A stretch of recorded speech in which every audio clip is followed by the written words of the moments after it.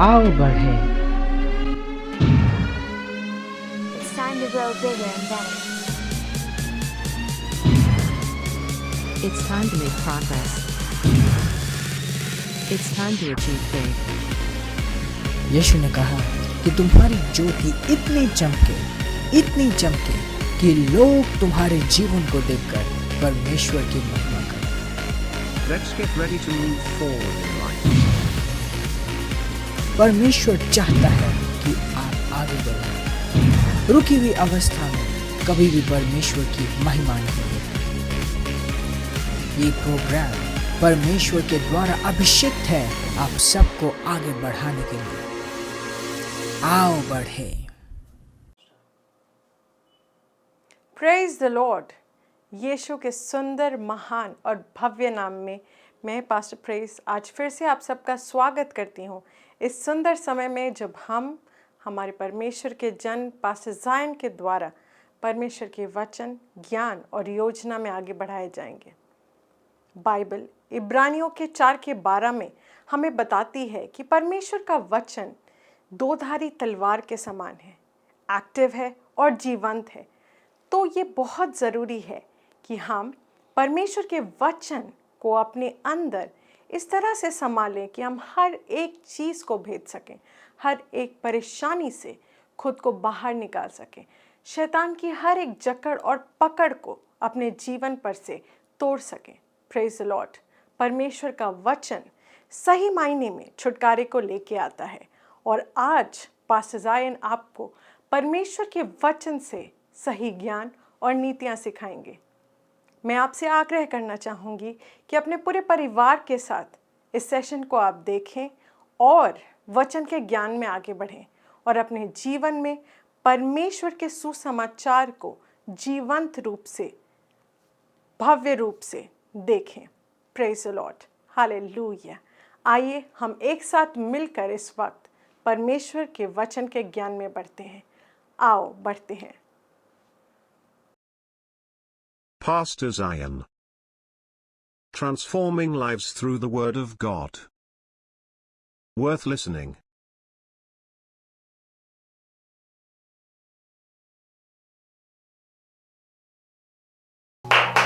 Praise the Lord. Hallelujah.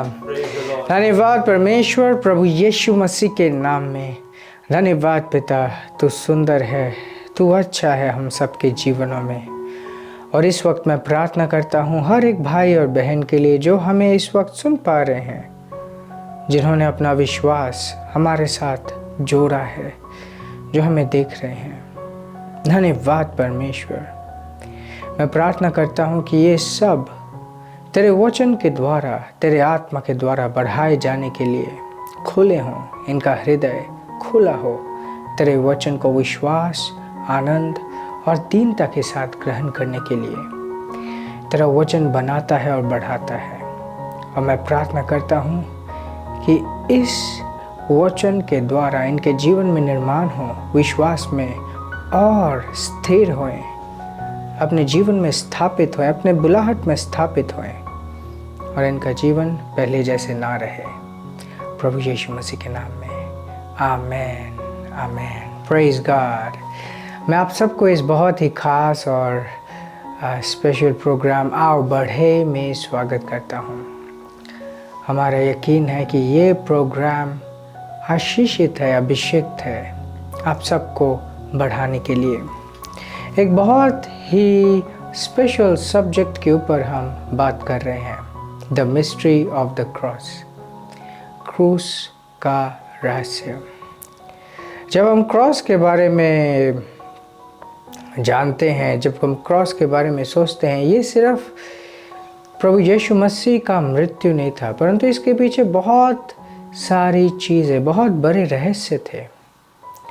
पिछले episode में हमने देखा कि जब वो क्रॉस पे था, उसने हम सब का स्थान लिया। और मोसेस के साथ हमने देखा कि जिस तरीके से मोसेस ने सांप को, ब्रास के सांप को उठाया था और जितनों ने उस ब्रास के सांप को देखा था वो चंगे हो गए थे, उसी तरीके से आज प्रभु यीशु मसीह के क्रॉस को हर एक व्यक्ति जो विश्वास करता है, देखता है, वे अपने जीवन में पाप के जजमेंट को पार कर लेते हैं, वे उद्धार पा लेते हैं। जब प्रभु यीशु मसीह क्रॉस पे थे, उन्होंने हमारा स्थान लिया। पाप का फल जो मृत्यु है, पाप का जो मेहनताना मृत्यु है, वो उसने अपने ऊपर लिया। और जब वो क्रॉस पे था, उसने हमारा स्थान लिया था। मतलब परमेश्वर के नज़र में हम जांचे जा रहे थे, हमारा जांच हो रहा था, हमारा जजमेंट हो रहा था, हमारा विचार हो रहा था मृत्यु के साथ। खैर, मृत्यु के बाद प्रभु यीशु मसीह दोबारा जी उठे और वहाँ से मसीहत की शुरुआत होती है। जब एक क्रॉस को हम देखते हैं, हम उस कुर्बानी को याद करते हैं जिसके वजह से ये संभव हो पाया कि हम अंधकार से निकालकर ज्योति के राज्य में ले आए जाने पाए। रिमेंबर, उसने हमें अंधकार से निकाला और हमें अपने अद्भुत ज्योति में वो लेकर आया है। एक स्क्रिप्चर, इनफैक्ट 2 स्क्रिप्चर्स मैं आपके सामने रखूँगा। रोमियो की पुस्तक 8:29, book of Romans chapter 8 verse 29, और ये कहता है, For whom he did foreknew, he also did predestinate to be conformed to the image of his Son, that he might be the firstborn among many brethren. अभी प्रभु यीशु मसीह के बारे में कह रहा है। यीशु मसीह जो परमेश्वर के छवि में था, वो पहलौटा बना बहुत भाइयों के बीच में। प्रभु यीशु मसीह पहलौटा बने बहुत सारे भाइयों के बीच में। वो कैसे पहलौटा बने? कौन से पहलौटे हैं वो पहला था जो मृत्यु से दोबारा जी उठा।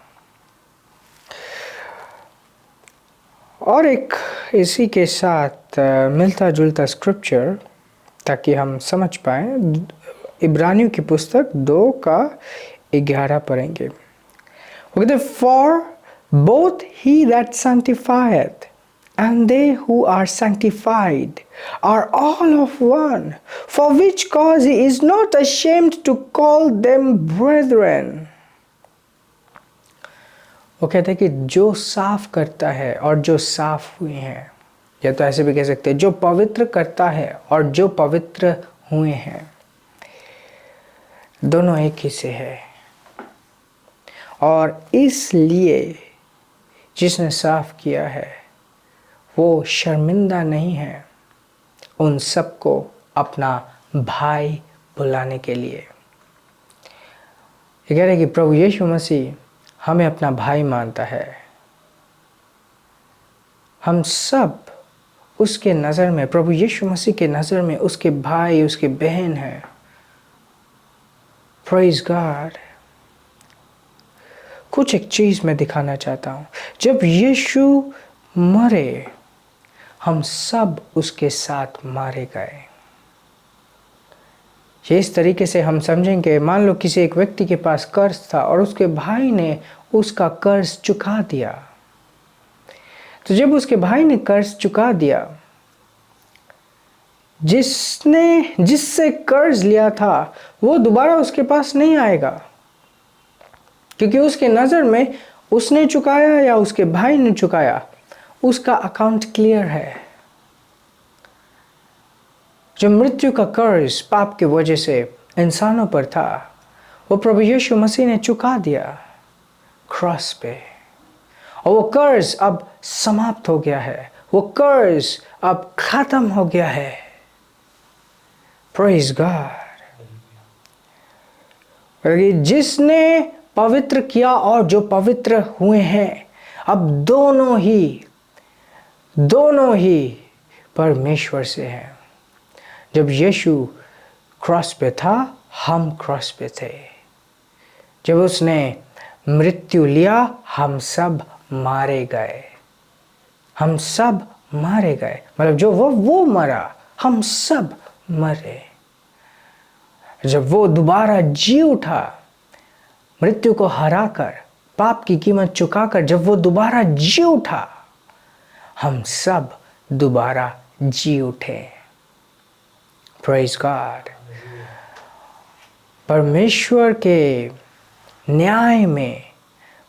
के न्याय के नज़र में हम सब दोबारा जी उठे। और अब हम जो जी उठे हैं, हम परमेश्वर से जी उठे हैं, परमेश्वर की आत्मा के द्वारा जी उठे हैं। प्रभु यीशु मसीह जिस तरीके से जी उठे, जिस आत्मा ने प्रभु यीशु मसीह को मृत्यु से जिलाया, आज वही आत्मा हम में है। वही आत्मा है जिसने हमारे अंदर, हमारी आत्मा के अंदर, हमारे शरीर के अंदर, हम जो वाकई में एक आत्मिक जीव है, हमारे अंदर एक नया जीवन वो लेके आया, मृत्यु के बाद का जीवन।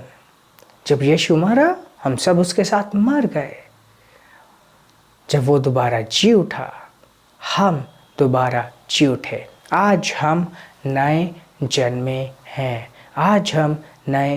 हैं। तो ये जब क्रॉस को देखते हैं, ये सिर्फ यीशु की मृत्यु नहीं है, ये हम सब की मृत्यु है। और उसके बाद ये हम सब का पुनरुत्थान है। हम दोबारा जी उठे हैं। ना इन चीज़ों को समझना बहुत ज़रूरी है कि और ये चीज़ मैंने बाइबल से आपको दिखाई है, परमेश्वर के वचन से दिखाई है। And it's very very important कि हम परमेश्वर के वचन का अध्ययन करें और इन चीज़ों को समझें। बहुत बार कई बार मैंने देखा है सोशल मीडिया में बहुत से लोग हैं जो अपने आप को परमेश्वर का जन कहते हैं और वे परमेश्वर के वचन की चीज़ों का ध्यान नहीं रखते, और ये बहुत ही गलत है। कुछ चीज़ें जो परमेश्वर के वचन में साफ लिखी हुई हैं, हो सकता है उनके जीवन में उनका एक्सपीरियंस ना हो, परंतु वे जुट जाते हैं उन चीज़ों को डिफेंड करने के लिए। मतलब उनके परमेश्वर के वचन को अध्ययन करने का स्टाइल ऐसा नहीं कि मैं वचन को देखना चाहता हूँ ताकि मैं समझ पाऊँ, वरन वो इस तरीके से वचन को पढ़ते हैं ताकि वे अपने बातों को सही साबित कर पाएं। इससे परमेश्वर के लोगों का कोई भलाई नहीं होता। इनफैक्ट अगर आज प्रभु यीशु मसीह इस पृथ्वी में होते तो ऐसे लोगों को चाबुक से मारकर परमेश्वर के भवन से निकाल देते, क्योंकि इनका जो कार्य है वो विश्वासियों को खड़ा करने का नहीं है, विश्वासियों को अपाहिज बनाने का है। तो ध्यान दीजिए, हमारा जो फोकस है, केंद्र है, वो परमेश्वर के वचन से है। Praise God, praise God. आज हम परमेश्वर की संतान हैं और प्रभु यीशु मसीह हम सब का भाई है, हम सब का भाई है। और दो जगह से हमने देखा कि एक जगह कहता है कि वो पहलौठा था अपने भाइयों के बीच में। तो बाकी उसके भाई कौन है? हम सब, आप और मैं, जिन्होंने विश्वास के द्वारा नया जन्म प्राप्त किया है। उसके बाद हम देखते हैं कि वो कहता है कि वो हमें भाई बुलाने से लज्जित नहीं है। अगर लज्जित नहीं है तो क्या है? गर्व है, गर्व के साथ हम उसकी महिमा है, हम उसकी महिमा है।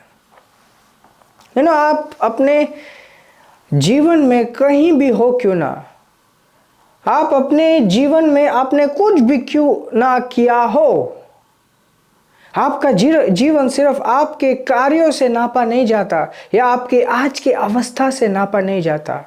हो सकता है कुछ लोग हैं जिन्होंने अपने जीवन में बहुत घिनौने अपराध किए भी होंगे।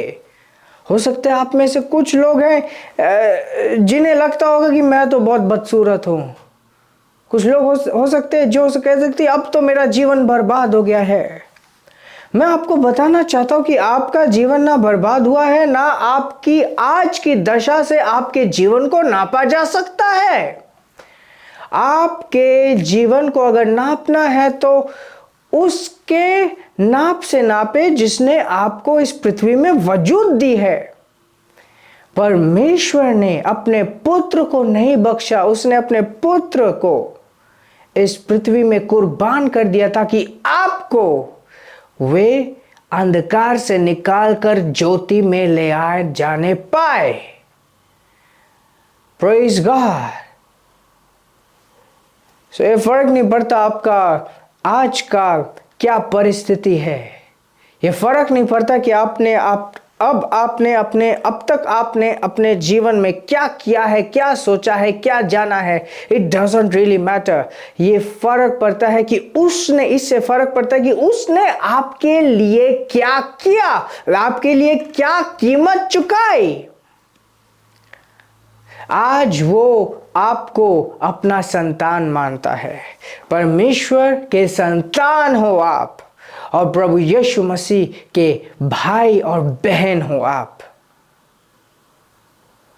Praise God, praise God, praise God. और एक वंडरफुल चीज जो इसमें मैं अभी जोड़ना चाहता हूं वो ये है कि आप परमेश्वर से जन्मे हो।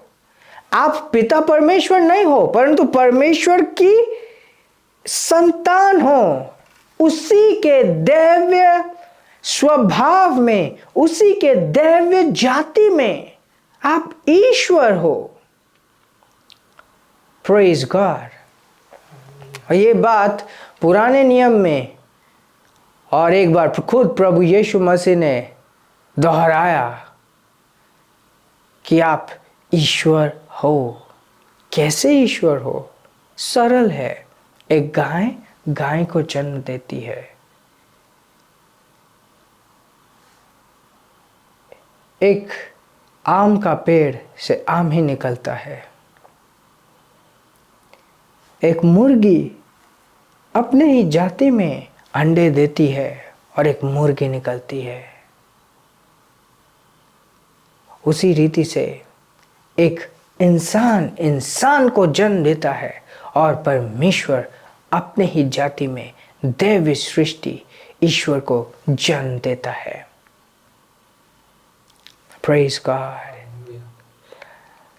आप ईश्वर हो और आपको एक दुनिया दी गई है। आप ईश्वर हो और आपको एक दुनिया दी गई है। हर एक व्यक्ति को एक अलग अलग दुनिया दी गई है और उस दुनिया में आप ईश्वर हो। अब जो आप नए जन्मे हो, पवित्र आत्मा से आपको भरा गया है। पवित्र आत्मा से आपको भरा गया है।